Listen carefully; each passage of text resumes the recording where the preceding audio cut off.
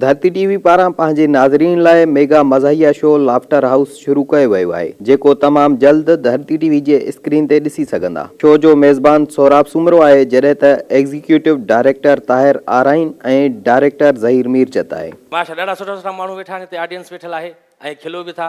ॾाढी सुठी ॻाल्हि आहे, खिलणु सुठी ॻाल्हि आहे सिहत जे लाइ बि। ॿाहिरि मुल्कनि में त बाक़ाइदे लाफ्टर क्लब्स खुलियल आहिनि, लाफ्टर थेरापी जा क्लासिस हलंदा आहिनि बाक़ाइदे। ऐं हिते असां वटि अहिड़ी का सहूलियत आहे कोन। हिते असां इहा सहूलियत पैदा कई आहे तव्हांजे लाइ, पर असां बि कोशिशि करे करे बीठा आहियूं हराम जो शादीशुदा कोई खिले।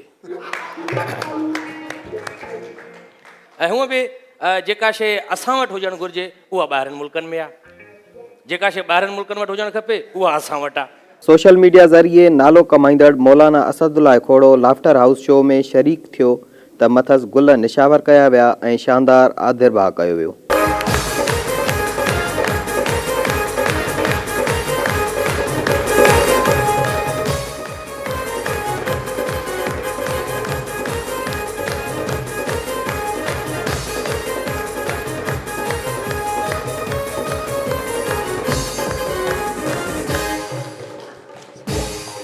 मेज़बान सोराब सुमरो, मज़ाहिया फनकार अली गुल मल्लाह, वाहिद रज़ा, रिमशा शहज़ादी, फ़हीम मुग़ल उर्फ़ पखी, हुसैन बख्श गाॾही ऐं वहीद रेम्बो अदाकारीअ जा जोहर ॾेखारे 4 चंड लॻाए छॾिया। मज़ाहिया अदाकारनि मुख़्तलिफ़ किरदार अदा करे मौलाना असदुल्ला खोड़ो ऐं वेठलनि खे ख़ूब खिलायो। त माइन खां लाबारा कराईंदो त पोइ मायूं काॾों वेहंदियूं।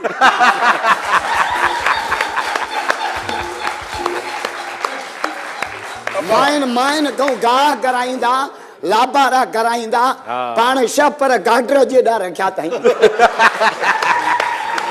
मौलाना मुंहिंजो ग़लती आहे, मुंहिंजो वाइदो हाणे दुआ दे मोटी अचे मानी मां करे झाड़ू मां पाण ॾींदुसि घर जो। जेको आहे गाह उहे कनि, लाबारा उहे कनि, बन्ननि जा कम उहे कनि। पटको तो छो ॿधो आहे? पटको जोणे खे ॿधायां।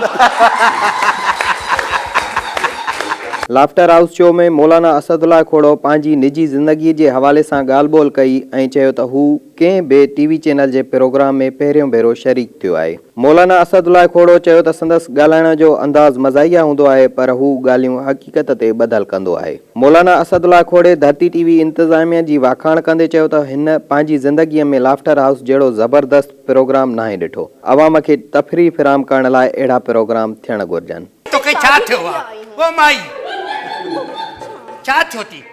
अम्मा हाँ ये हुआ थे जी का फोटो मोकलिया अम्मा ने भागा ब्लैक एंड व्हाइट फोटो मोकली दे तो सोनो लग दे।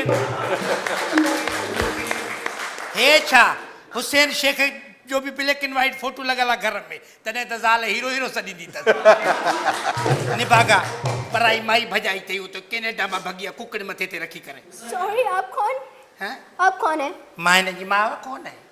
अम्मा दे अम्मा तुझी सस। हाँ